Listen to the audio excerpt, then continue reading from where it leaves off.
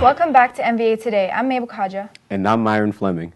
It's been a big few weeks for our headmaster, Dr. KESSELRING, who recently won the National Tennessee Walking Horse World Championship. Here's our reporter on the scene, Mikey Neff, with our champ. The Tennessee Walking Horse breed is very popular, particularly for trail horses. People who like to trail ride will a lot of times look for a gaited horse. And another gaited horse breed is the Pasifino. And a lot of those horses you will see out on the trails because they're a comfortable ride, whether you're showing in competition or on the trail. I have he's a 5-year-old gelding. His name is Contemporary Jazz. I've had him since he was 2 years old, and we've shown him quite a bit, and he's grown and developed as a show horse over the years. He's a little contrary. He's not the easiest horse to ride.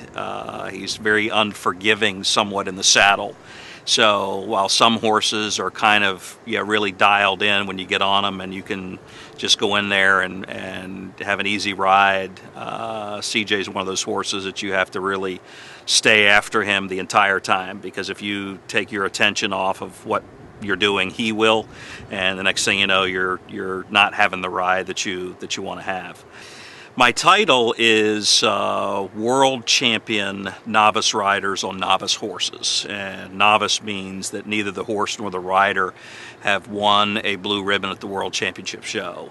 So those classes tend to be really large because there are a lot of people in there trying to get their first blue ribbon at the World Championship show. And again, we had a good morning, and the horse was in good spirits, and we just had a great ride, and we were lucky enough to come out with a blue ribbon.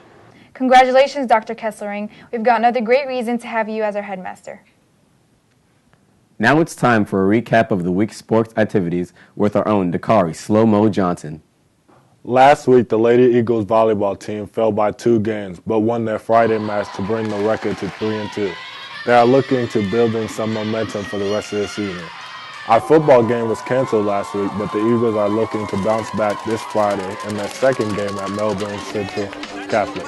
Also, congratulations to our runners on the boys and girls cross-country teams and their performance last Saturday at Trinity Prep Invitational held in Winter Park.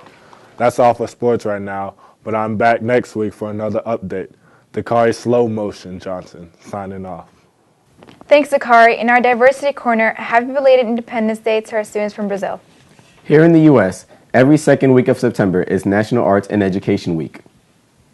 Ms. O'Donnell has welcomed all students to contact her if they are interested in learning more about getting involved in this national celebration of fine arts in schools. 9/11 is definitely one of those days that we always have to keep in our memories.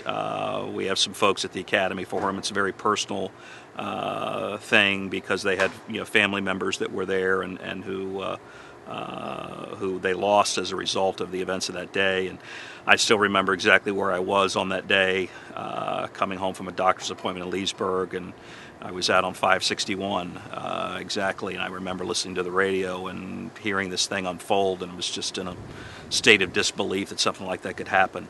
And it's definitely something that a lot of Americans sacrificed for, not just the people who lost their lives that day that were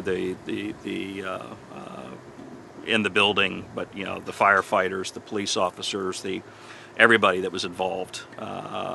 And we need to take a time to pause and reflect on that, and give our blessings for the fact that we've not had something that tragic happen since then, and hopefully it never will.